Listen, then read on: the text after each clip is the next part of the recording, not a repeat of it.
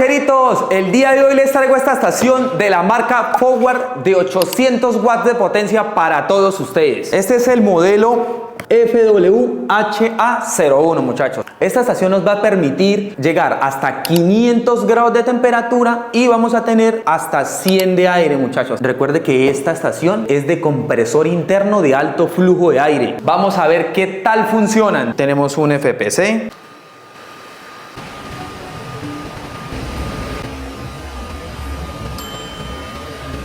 Bueno, rancheritos, vamos a bajar este IC que tenemos acá.